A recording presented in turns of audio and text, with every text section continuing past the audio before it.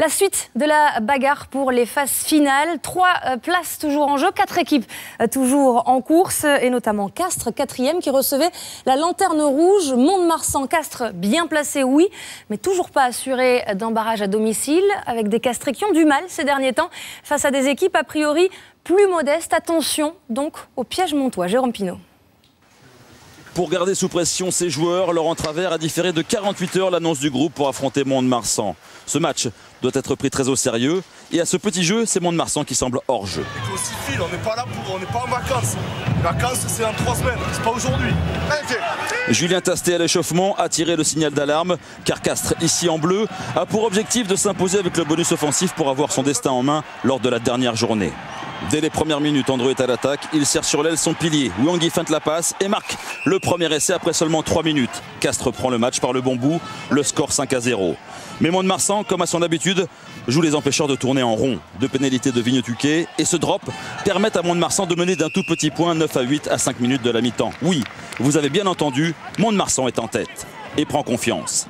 Cabane, Alain Chapas pour Rico. Rico accélère et sans remarquer le premier essai pour Mont-de-Marsan. Mais l'essai n'est pas validé car Alexandre Rico met le pied en touche. Tellet, à la dernière seconde, rajoute 3 points de plus avec cette pénalité. Castres reprend la main, 11-9 à la mi-temps. La mise au point s'annonce musclée dans les vestiaires de Castres. À Mont-de-Marsan, le 4, Scott Murray, entraîneur-joueur, débrief dans le couloir avec le staff et se dit que tout est possible avec seulement 2 points de retard. Mont-de-Marsan est toujours dans le coup. Mais Castres entame la deuxième mi-temps comme la première en inscrivant un essai d'entrée. Andreu, avec son style d'anguille insaisissable, marque le deuxième essai pour Castres. Le score 18-9. Castres n'est plus qu'à un essai de son objectif, une victoire avec bonus. À nouveau dans les 22 mètres de Mont-de-Marsan. Tomeopo en bout de ligne est stoppé. La libération est rapide.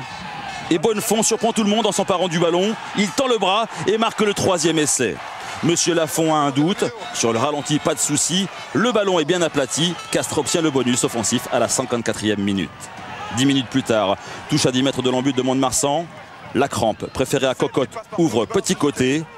La puissance de Rodrigo Caportega fait la différence. Castres prend le large au score, 30-12.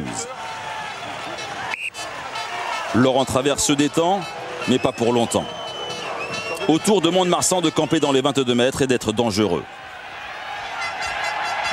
Ariad serre le coup. Le coup trouve Blanchard. Le coup à nouveau. Alain Chapas pour Lewaravou. Malgré le plaquage de Klassen, il trouve Rico. Rico repique intérieur et cette fois-ci, il marque le premier essai pour Mont-de-Marsan. Castres a toujours son bonus offensif, mais reste sous la menace de Mont-de-Marsan. Castres patiente et à 10 minutes de la fin, se retrouve encore en position de marquer. Rémi Thalès trouve la solution avec cette passe acrobatique entre les jambes. Doublé pour Marc-Andreu, le score 37-17.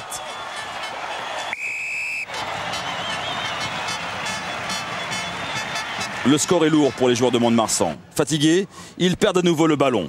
Brice Dulin, l'arrière international tout juste rentré, contre-attaque.